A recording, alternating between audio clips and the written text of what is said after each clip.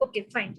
Last lecture ની અંદર આપણે કોના વિશે વાત કરી હતી? લીલ વિશે છે એ વાત કરી હતી, બરાબર? તો લીલ ની અંદર તમે પહેલો આમ જોવા જઈએ તો વનસ્પતિ વિદ્યાની વનસ્પતિ સૃષ્ટિ જે છે એની અંદર આપણે પહેલા ચેપ્ટર નંબર લેક્ચર 1 ની અંદર કઈ વસ્તુ જોઈ હતી કે આ ચેપ્ટર ની અંદર કન્ટેન્ટ વિશેની માહિતી આપણે મેળવી હતી. ત્યારબાદ મેં તમને જે છે એની અંદર કઈ કઈ પ્રકારનું ક્લાસિફિકેશન જે છે એના વિશેની આપણે માહિતી મેળવી હતી, બરાબર? જેની અંદર આપણે કૃત્રિમ વર્ગીકરણ પદ્ધતિ, ત્યારબાદ આપણે એની અંદર કુદરતી વર્ગીકરણ પદ્ધતિ, જાતિ વિકાસીય વર્ગીકરણ પદ્ધતિ, ત્યારબાદ સંખ્યાકીય વર્ગીકરણ પદ્ધતિ, કોષ વર્ગીકરણ વિદ્યા અને રસાયણ વર્ગીકરણ વિદ્યા, આવું કંઈક આપણે જે છે એ ફર્સ્ટ લેક્ચર ની અંદર સ્ટડી કર્યું હતું. ત્યારબાદ આપણે લીલ સ્ટાર્ટ કર્યું હતું સેકન્ડ લેક્ચરમાં, અને એ સેકન્ડ ચેપ્ટર ની અંદર સેકન્ડ લેક્ચરમાં જે લીલ જે છે એના વિશે આપણે કઈ કઈ માહિતી મેળવી હતી. પહેલી વસ્તુ આપણે જોયું હતું કે લીલ એ કેવા વસવાટમાં તમને જોવા મળે છે. બીજી વસ્તુ આપણે શું જોઈ હતી કે લીલ જે છે એનું સ્ટ્રક્ચર એટલે કે એનું બંધારણ કેવી રચના જોવા મળે છે. અને લીલની અંદર આપણે પ્રજનન, તો પ્રજનન ની અંદર આપણે 3 વસ્તુ કમ્પ્લીટ કરી હતી. એક વાનસ્પતિક પ્રજનન, અલિંગી પ્રજનન અને લિંગી પ્રજનન. અને એના પછીનો જે થર્ડ લેક્ચર જે આપણે ડિસ્કસ કર્યું હતું એ લેક્ચરમાં આપણે જોયું હતું લીલનું મહત્વ. હવે તો તમે જો સિક્વન્સ યાદ કરો ને તો એ સિક્વન્સ ની અંદર આપણે એના પછીનો જે પોઈન્ટ સ્ટડી કરવાનો છે એ પોઈન્ટ નું નામ શું છે તો કે લીલ જે છે લીલ નું વર્ગીકરણ વિશેની આપણે માહિતી મેળવવાની છે આજના લેક્ચર ની અંદર, બરાબર? અને જે લોકો લેક્ચરમાં નહોતા એ મારો યુટ્યુબ નો વિડીયો જે છે એની અંદર છે એ જોઈ લઈએ, બરાબર? મેં તમને ત્યાં ફર્સ્ટ અને સેકન્ડ લેક્ચર જે છે ચેપ્ટર નંબર 3 ના બંને અપલોડ કરી દીધેલા છે. ઓકે, તો એ જોઈ લેવું. તો અહીંયા એક વસ્તુ તમારે યાદ રાખવાનું છે કે લીલનું વર્ગીકરણ આપણે જો જોઈએ તો લીલના વર્ગીકરણની અંદર મેનલી અહીંયા કોનો સમાવેશ થાય છે તો કે અહીંયા મેનલી 3 વસ્તુનો સમાવેશ થાય છે. કયા કેટલા વર્ગોનો સમાવેશ થાય છે તો કે 3 મુખ્ય વર્ગમાં વિભાજિત થાય છે. તો એમાંનું પહેલું આપણે જે જોવાનું છે એ છે ક્લોરોફાઇસી. ત્યારબાદ બીજું તમારે જે નામ જોવાનું છે ક્લોરોફાઇસી સિવાયનું બીજું જે નામ જે છે બીજો વર્ગ જે છે જેને કહેવામાં આવે છે ફિયોફાઇસી.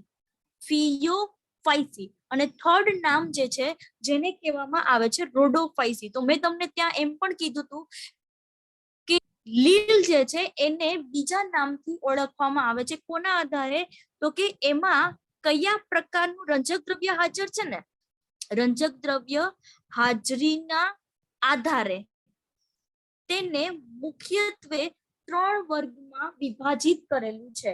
તો મેં તમને લાસ્ટ લેક્ચરમાં ઓલરેડી કોમન નેમ એનું સામાન્ય નામ શું છે મેં તમને કહી દીધું. બીજું નામ કયા નામથી ઓળખવામાં આવે છે એના વિશેની વાત કરી હતી. તો આજે 1 બાય 1 આપણે ડિટેલમાં સમજવાની ટ્રાય કરીએ. તો પહેલી તમને જે લીલ નો વર્ગ આપેલો છે એ છે ક્લોરોફાઇસી. તો ફાઇસી વર્ડ શું કામ આપેલું છે એના રિલેટેડ આપણે ડિસ્કસ કરી ગયા, કારણ કે લીલની જે સ્ટડી કરવામાં આવે છે, લીલનો જે અભ્યાસ કરવામાં આવે છે એને કહેવામાં આવે છે ફાઇકોલોજી. અને એ ફાઇકો ઉપરથી તમારે નામ યાદ રાખવાનું છે ફાઇસી. શું લખવાનું છે? ફાઇકો ઉપરથી નામ યાદ રાખવાનું છે એ છે ફાઇસી. તો હવે આની અંદર તમે જોશો તો કયા કયા પોઈન્ટ્સ આપણે યાદ રાખવાનું છે ક્લોરોફાઇસી. તો તમને પહેલા કોમન પોઈન્ટ લખાઈ દઉં કે એક્ઝામમાં તમને યાદ રાખવા માટે ઈઝી રહે. પહેલી વસ્તુ કે ક્લોરોફાઇસી જે છે એને બીજા કયા નામથી ઓળખવામાં આવે છે, એટલે બીજું નામ.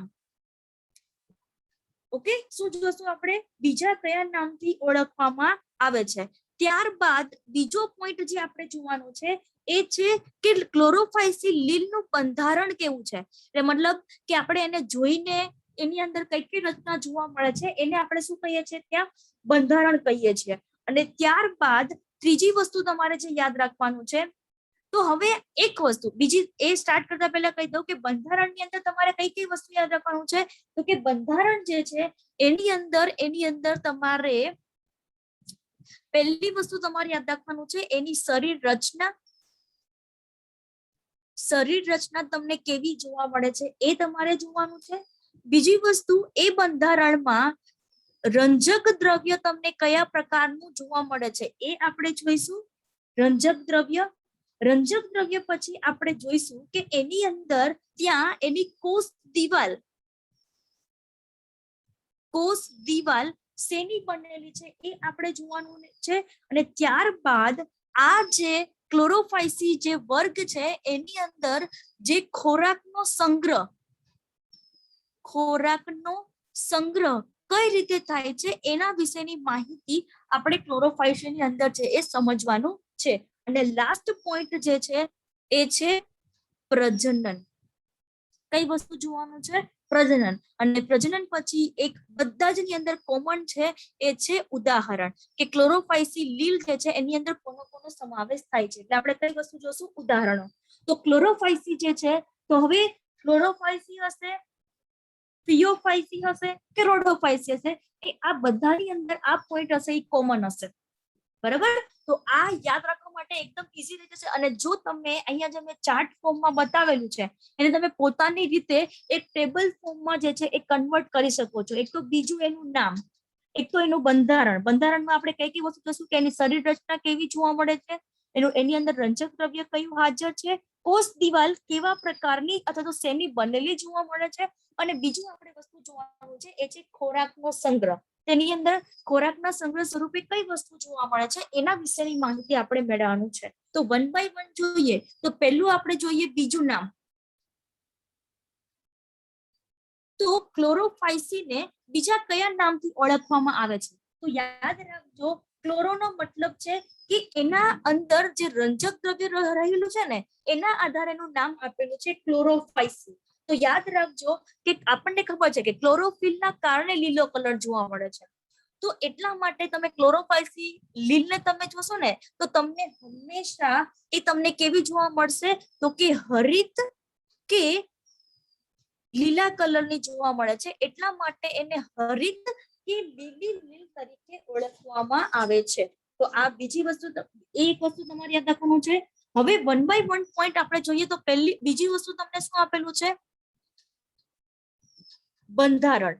તો આ બંધારણની અંદર આપણે કઈ કઈ બાબત યાદ રાખવાની છે? તો બંધારણમાં તમે જોશો તો મેં તમને પેલું શું લખેલું છે? એની શરીર રચના. કઈ વસ્તુ આપેલી છે? શરીર રચના. તો કોઈ પણ ક્લોરોફાઇસી એનો વનસ્પતિ દેહ આપણે જોઈએ, વનસ્પતિ દેહ, તો એની અંદર તમને કઈ વસ્તુ જોવા મળશે? કાં તો એ પોતે એક કોષીય હશે, એટલે કે એક જ કોષ ધરાવતું હશે, કાં તો એની અંદર તમને શું જોવા મળશે? કાં તો એ પોતે વસાહતમાં રહેતી જોવા મળશે, અને અધરવાઇઝ એનું જે બંધારણ છે તમને કેવું જોવા મળશે? તો કે તંતુમય જોવા મળશે. વનસ્પતિ દેહ કેવો જોવા મળશે? તો કે એક કોષી છે. ફોર એક્ઝામ્પલ, કે મેં તમને લાસ્ટ લેક્ચરમાં પણ સમજાવ્યું તો અહીંયા પણ ફરી સમજાવું છું કે ફોર એક્ઝામ્પલ કે આ ક્લેમિડોમોનાસ છે. હવે તમે એનું બંધારણ જોવો જોઈએ તો ફક્ત ને ફક્ત એમાં કેટલા કોષ આવેલા છે? એક જ કોષની હાજરી જોવા મળે છે. એટલા માટે આની અંદર એક કોષીય લીલમાં તમે એક્ઝામ્પલ લખી શકો ક્લેમિડોમોનાસ. તો ક્લેમિડોમોનાસ શું છે? એક પ્રકારની લીલ છે જેની અંદર તમે જોઈશો તો એનો રંગ તમને કેવો જોવા મળે છે? તો કે લીલા કલરનો જોવા મળે છે. એટલા માટે ત્યાં શું આપેલું છે? ક્લેમિડોમોનાસ નામની લીલ, જે એક જ કોષ ધરાવે છે. ત્યારબાદ બીજું તમને ઉદાહરણ આપેલું છે કોનું? તો કે વસાહતી. તો વસાહતી તમારા માટે તમારે યાદ રાખવાનું છે કે ફોર એક્ઝામ્પલ કે આ એક લીલ છે, બરાબર? હવે આ લીલના તમે અંદર જોશો તો તમને આ પ્રકારની ઘણી બધી ત્યાં તમને શું જોવા મળે છે? વસાહત જોવા મળે છે. શું જોવા મળે છે? વસાહત. અને આ વસાહતના લીધે એને કેવા પ્રકારનો દેહ કહેવામાં આવે છે? વસાહતી દેહ, વસાહતી પ્રકારનો વનસ્પતિ દેહ કહેવામાં આવે છે. જેની અંદર તમારે ઇમ્પોર્ટન્ટ પોઈન્ટ યાદ રાખવાનો છે કે જેમાં એક્ઝામ્પલ કયું આવશે? તો કે વોલ્વોક્સ આવશે. વોલ્વોક્સ. ઓકે, તો આ જે લીલ તમને મેં બતાવેલી છે એ કઈ બતાવેલી છે? તો કે વોલ્વોક્સ બતાવેલી છે. બીજી વસ્તુ જો આપણે તંતુમય એક્ઝામ્પલ, તંતુમય આપણે યાદ રાખીએ તો તંતુમયની અંદર તમે જોશો તો તમને ત્યાં શું જોવા મળશે? તો કે ત્યાં સ્પેસિફિકલી મેં તમને લાસ્ટ લેક્ચરમાં પણ સમજાવ્યું હતું, ફરી સમજાવું છું કે ફોર એક્ઝામ્પલ કે આ પ્રકારનું એક તમને તંતુમય રચના જોવા મળે છે, બરાબર? તો આની અંદર કોનો સમાવેશ થાય છે? તો કે બે વસ્તુઓનો સમાવેશ, બે એક્ઝામ્પલ આવશે. એક આવશે સ્પાઇરોગાયરા, બીજું એક્ઝામ્પલ તમારે યાદ રાખવાનું છે યુલોથ્રિક્સ, અને ત્રીજું એક્ઝામ્પલ તમારે યાદ રાખવાનું છે એ છે કારા. તો મોસ્ટ ઇમ્પોર્ટન્ટ પોઈન્ટ, એ ક્લોરોફાયસીના બંધારણ એટલે કે વનસ્પતિ દેહ જોશો તો વનસ્પતિ દેહ પણ આવી ગયું અને પ્લસ એના ઉદાહરણો પણ આવી ગયું. તો વનસ્પતિ દેહના આધારે આપણે એના ઉદાહરણો આસાનીથી યાદ રાખી શકીએ કે જો એક કોષ હોય તો એના માટેની લીલનું નામ છે ક્લેમિડોમોનાસ, વસાહતી હોય તો એના માટે નામ યાદ રાખશું આપણે વોલ્વોક્સ, અને તંતુમય હોય તો એના માટે આપણે નામ યાદ રાખશું સ્પાઇરોગાયરા, યુલોથ્રિક્સ અને કારા. કઈ વસ્તુ? સ્પાઇરોગાયરા, યુલોથ્રિક્સ અને કારા, આ ત્રણ મુખ્યત્વે એક્ઝામ્પલ છે એ જોવા મળે છે. ચલો આપણે એનું બંધારણ જોઈ લીધું. બંધારણની અંદર આપણે શરીર રચના જોઈ લીધું. શું જોયું આપણે? શરીર રચના. હવે આ શરીર રચનામાં તમે જોશો તો આ દરેકની અંદર, કોની અંદર? આ જેટલા પણ મેં તમને નામ લખેલા છે બધા ઉદાહરણ, ક્લેમિડોમોનાસ, વોલ્વોક, સ્પાઇરોગાયરા, યુલોથ્રિક્સ, કારા, કોઈ પણ વનસ્પતિ લઈ, કોઈ પણ લીલ તમે લઈ લ્યો તો એ લીલની અંદર તમને એક પ્રકારનું રંજક દ્રવ્ય જોવા મળે છે. શું જોવા મળે છે? રંજક દ્રવ્ય. અને આ રંજક દ્રવ્યનું નામ શું છે? તો કે ક્લોરોફિલ છે. શું જોવા મળે છે એની અંદર? ક્લોરોફિલ છે એ જોવા મળે છે. પણ ક્લોરોફિલના પણ અલગ અલગ પ્રકાર છે. એક ક્લોરોફિલમાં તમારે બે પ્રકારના રંજક દ્રવ્ય યાદ રાખવાના છે, એક ક્લોરોફિલ એ અને એક ક્લોરોફિલ બી. શું લખવાનું છે? એક ક્લોરોફિલ એ અને ક્લોરોફિલ બી. બીજું એક ઇમ્પોર્ટન્ટ પોઈન્ટ તમારે યાદ રાખવાનું છે કે આપણને ખબર છે કે વનસ્પતિ જે છે એની અંદર ત્યાં આપણને શું જોવા મળે છે? તો કે હરિત કણની હાજરી જોવા મળે છે. તો અને એ હરિત કણની અંદર શું જોવા મળશે આપણને? હરિત દ્રવ્ય તરીકે શું જોવા મળશે? ક્લોરોફિલ એ અને ક્લોરોફિલ બી. તો રંજક દ્રવ્ય, તમને એક્ઝામમાં એવું ક્વેશ્ચન પૂછે હાજર હશે તો યાદ રાખજો કે રંજક દ્રવ્ય જે છે એ હરિત કણમાં જોવા મળે છે.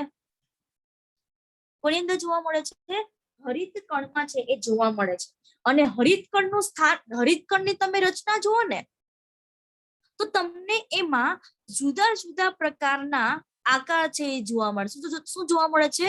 જુદા જુદા આકાર છે એ જોવા મળે છે. તો આ હરિત કણની અંદર તમે જોઈશો તો આકાર કઈ રીતે તમને જોવા મળે છે? તો એની અંદર ફર્સ્ટ વસ્તુ કાં તો એ બિંબ આકાર જોવા મળશે તમને, બિંબ આકાર, અથવા તો ત્યાં તમને તકતી જેવા જોવા મળશે, તકતી જેવા. ત્યારબાદ જાલાકાર, જાલાકારનો મતલબ શું છે? જાડી જેવો. બીજી વસ્તુ તમારે યાદ રાખવાનું છે કપ આકાર, કુંતલાકાર અને પટ્ટી આકારના જોવા મળે છે. બરાબર? તો હવે ડિપેન્ડ છે કે કયા પ્રકારની લીલ છે ને એ પ્રમાણે એની અંદર હરિત કણનો આકાર છે એ જોવા મળે છે. તો આ એક ઇમ્પોર્ટન્ટ પોઈન્ટ, રંજક દ્રવ્યના આધારે કે રંજક દ્રવ્ય કોની અંદર હાજર છે એ વસ્તુ આપણે જોવાનું છે. બીજી એક ઇમ્પોર્ટન્ટ પોઈન્ટ, આના જ આધારે, કોના આધારે? હરિતકણના આધારે એક પોઈન્ટ તમારે યાદ રાખવાનો છે, ખોરાકનો સંગ્રહ. હરિતકણના આધારે એક વસ્તુ તમારે યાદ રાખવાનું છે, ખોરાકનો સંગ્રહ. તો કઈ રીતે? ફોર એક્ઝામ્પલ કે આ હરિતકણ છે,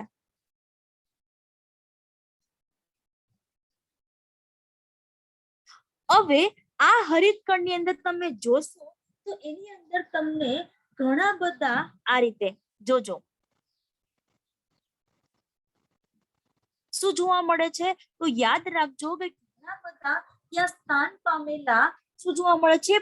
પ્રોભુજકો. શું જોવા મળે છે? પ્રોભુજકો જોવા મળે છે. અને આ પ્રોભુજકોનું જે પ્રોભુજકો છે એનું મુખ્ય કાર્ય શું છે? તો યાદ રાખજો કે એનું મુખ્ય કાર્ય જે છે એ સંગ્રાહક તરીકે, કોનો તરીકે? સંગ્રાહક તરીકે, એટલે કે સંગ્રહ કરવાનું કાર્ય. તો સંગ્રહ કરવાનું કાર્ય એટલે કોનું? કે ખોરાક સંગ્રહ કરવાનું કામ છે એ કોણ કરે છે? પ્રોભુજકો કરે છે.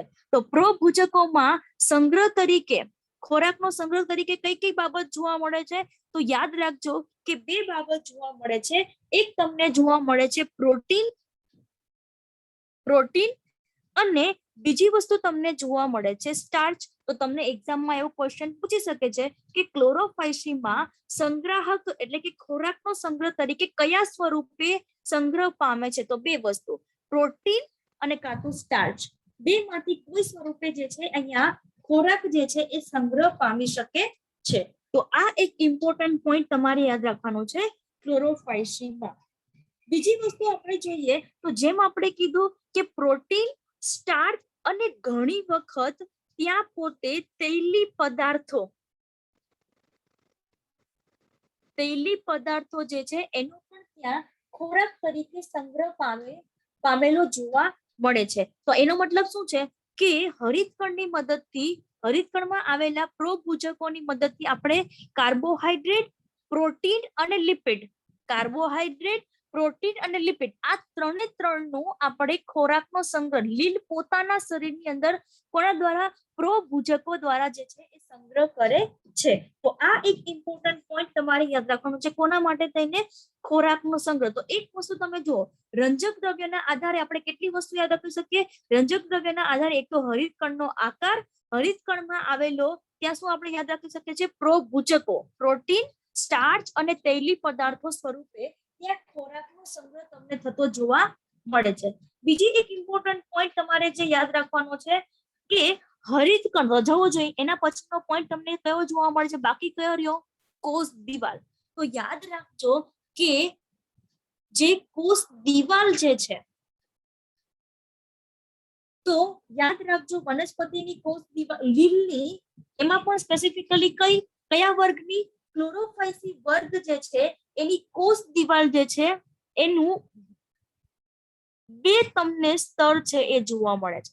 ફોર એક્ઝામ્પલ કે સમજી લો કે આ જે છે એ લીલ છે, ક્લોરોફાઇસી લીલ છે, અને ક્લોરોફાઇસીમાં યાદ રાખજો કે બે કોષ દિવાલ મતલબ કોષ દિવાલ જે છે એ બે સ્તરની બનેલી છે. એક સ્તર સૌથી બહારનું સ્તર અને એક સ્તર જેને કહેવામાં આવે છે અંદરનું સ્તર. તો જે બહારનું સ્તર જે છે એ શેનું બનેલું છે? તો યાદ રાખજો બહારનું આવરણ પેક્ટોઝનું બનેલું છે. શેનું બનેલું છે? પેક્ટોઝનું બનેલું છે. અને અંદરનું આવરણ જે છે એ સેલ્યુલોઝનું બનેલું છે. પેક્ટોઝ અને સેલ્યુલોઝ આ બંનેનું બનેલું છે એ જોવા મળે છે. તો શું યાદ રાખવાનું છે? સૌથી બહારનું આવરણ. તો બહારના આવરણ તરીકે આપણને શું જોવા મળશે? તો કે પેક્ટોઝ જોવા મળશે અને અંદરના આવરણ તરીકે સેલ્યુલોઝ જોવા મળે છે. હવે બંનેનું કોમ્બિનેશન આપણે કરીએ તો આને આપણે પેક્ટોસેલ્યુલોઝ અથવા તો એને સેલ્યુલો પેક્ટિન કહી શકું. બંનેનું કોમ્બિનેશન, કારણ કે બહારનું સ્તર શેનું બનેલું છે? પેક્ટોઝનું બનેલું છે અને અંદરનું સ્તર જે છે એ સેલ્યુલોઝનું બનેલું છે. એટલા માટે આની અંદર યાદ રાખવાનું છે કે કોષ દિવાલમાં બે સ્તર જોવા મળે છે, એક બહારનું સ્તર અને એક અંદરનું સ્તર. તો ચલો જોઈએ બીજું નામ કમ્પ્લીટ. બંધારણની અંદર શરીર રચના જોઈએ, આપણે રંજક દ્રવ્યો જોયું, કોષ દિવાલ કમ્પ્લીટ, ખોરાકનો સંગ્રહ કમ્પ્લીટ અને સાથે સાથે ઉદાહરણ પણ આપણે જોઈ લીધા. તો હવે બાકી કયો પોઈન્ટ રહ્યો? પ્રજનન. તો પ્રજનન જે છે ચાર્ટ ફોર્મમાં તમને સમજાવું તો પ્રજનન જે છે એ મુખ્યત્વે જેમ આપણે લીલનું જે આપણે પ્રસ્તાવના જોઈ, બરોબર, સેમ વસ્તુ ઇન્ટ્રોડક્શન પાર્ટમાં જેમ જોયું સેમ વસ્તુ અહીંયા એ જ જોવા મળશે. તો યાદ રાખજો કે ક્લોરોફાઇસી જે છે એની અંદર મુખ્યત્વે 3 પ્રકાર છે એ જોવા મળે છે. આ 3 પ્રકારની અંદર ખાસ યાદ રાખવાનું છે, પહેલો પ્રકાર જે છે જેને કહેવામાં આવે છે વાનસ્પતિક પ્રજનન. વાનસ્પતિક પ્રજનન કમ્પ્લીટ કર્યા બાદ નેક્સ્ટ પોઈન્ટ આપણે જોઈએ છે એ છે અલિંગી પ્રજનન. અને ત્રીજો પોઈન્ટ તમારે જોવાનો છે એ છે લિંગી પ્રજનન. તો વાનસ્પતિક પ્રજનનની અંદર યાદ કરો જોઈએ મેં તમને શું કીધું હતું કે વાનસ્પતિક પ્રજનનમાં એક જ પાર્ટ આવે છે, એ છે અવખંડન. તો અવખંડન યાદ રાખવા માટે તમને શું કીધું હતું કે વનસ્પતિ દેહનો કોઈ એક ભાગ જે છે એ ટુકડામાં વિભાજિત થાય અને એ ટુકડો કાં તો શું કરશે, નવો જે તૂટી ગયેલો જે ભાગ છે એ નવા દેહનું નિર્માણ કરશે, અથવા તો સ્વતંત્ર ટુકડો જે છે એ નવા સજીવનું નિર્માણ કરે છે, જેને કહેવામાં આવે છે વાનસ્પતિક પ્રજનન. ત્યારબાદ બીજો પોઈન્ટ જે આપણે જોવાનો છે એ છે અલિંગી પ્રજનન. તો અલિંગી પ્રજનનમાં તમારે એક જ વસ્તુ યાદ રાખવાનું છે કે એ છે ચલ બીજાણુઓ. કોના દ્વારા? ચલ બીજાણુઓ દ્વારા જે છે એ તમને જોવા મળે છે.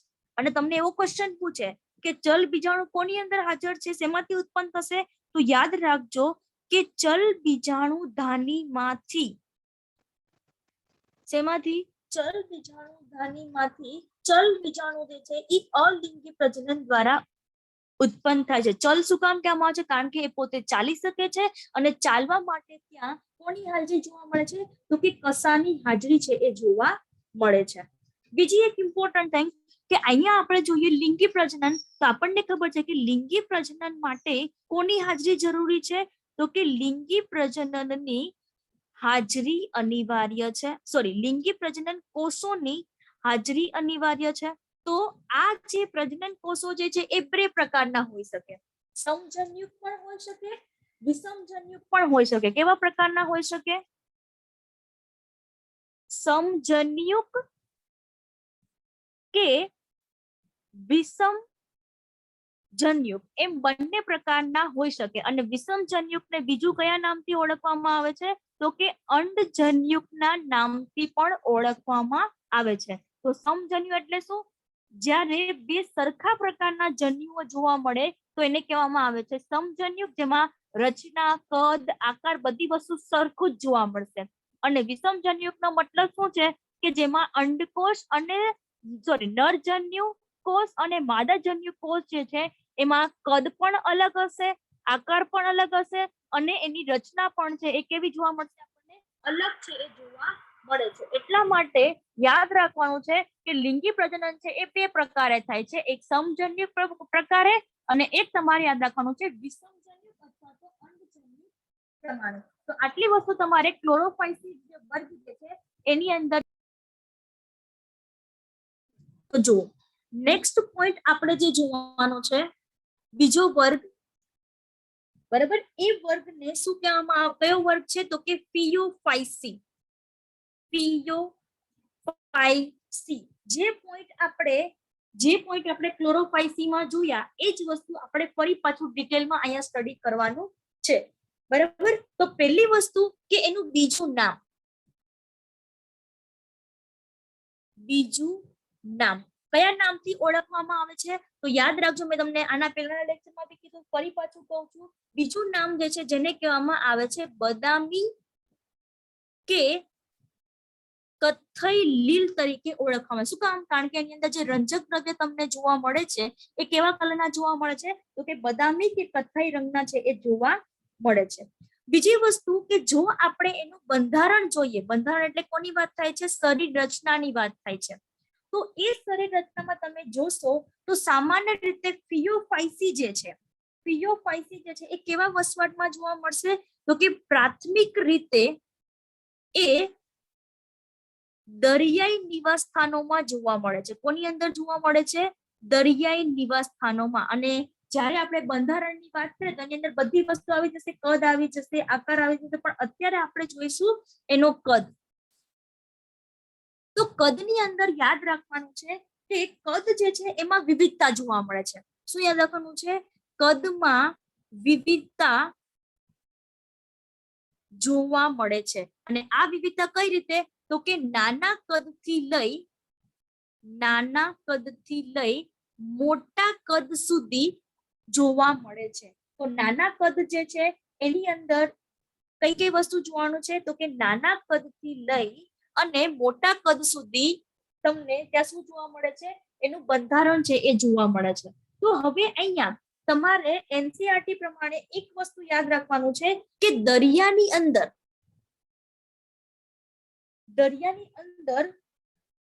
તમને એક શું જોવા મળે છે તો કે દરિયાની અંદર એક તમને સૌથી મોટી કયા વર્ગની તો કે ફિયોફાઇસી જે લીલ છે જેની હાઈટ તમે જુઓ ને તો તમને 100 મીટર જેટલી જોવા મળે છે. કેટલી જોવા મળે છે? 100 મીટર જેટલી છે એ જોવા મળે છે. અને આ જે 100 મીટર જેટલી જે લીલ જોવા મળે છે ને એનું તમારે નામ યાદ રાખવાનું છે એક્ટોકાર્પસ. શું લખવાનું છે?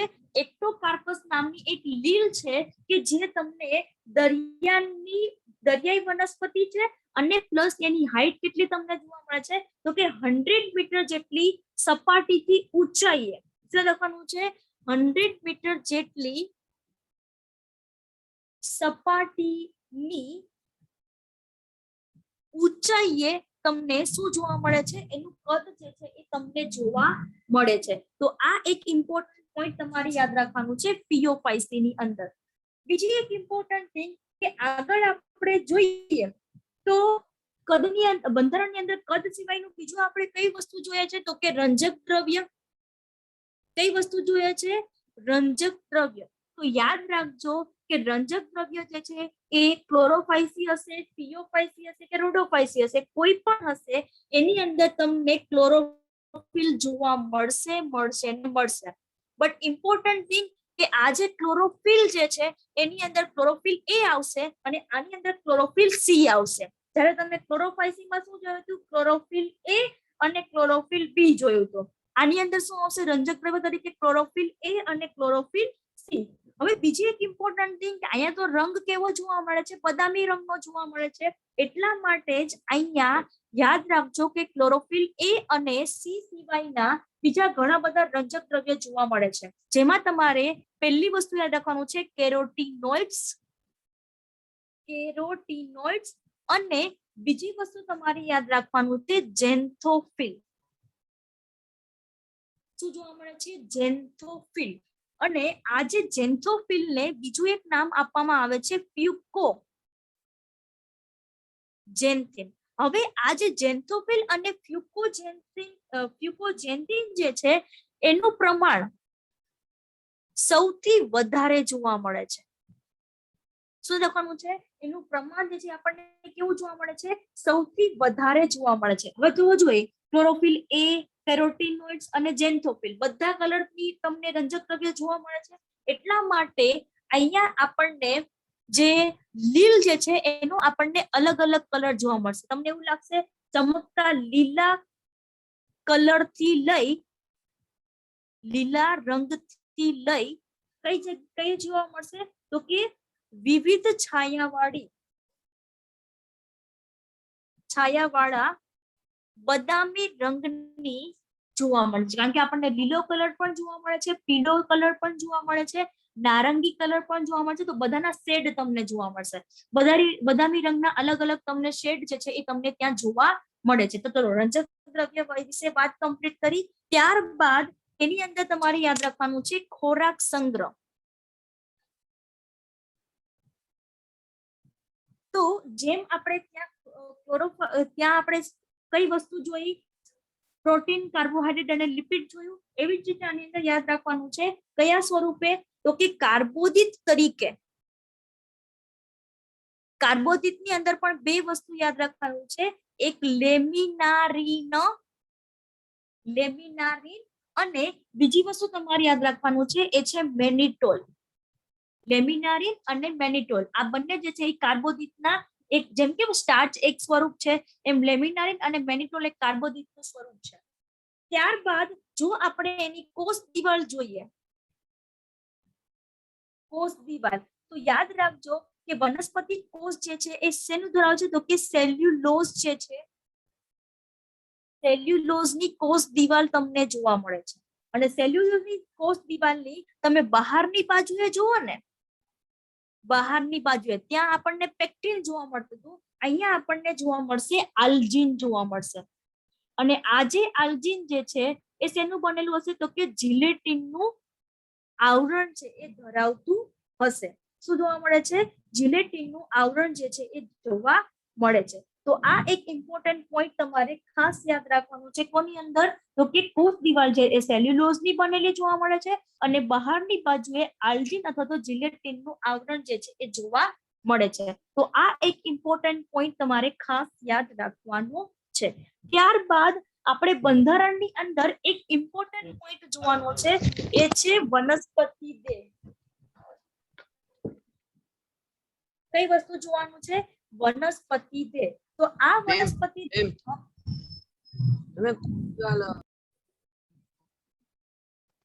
ઓકે, તો હવેનો જે પોઈન્ટ આપણે જોવાનો છે એ છે વનસ્પતિ દેહ, જે આપણે નેક્સ્ટ મીટિંગમાં આપણે જોઈએ. ચલો જોઈન થઈ જાઓ ફરી પાછા.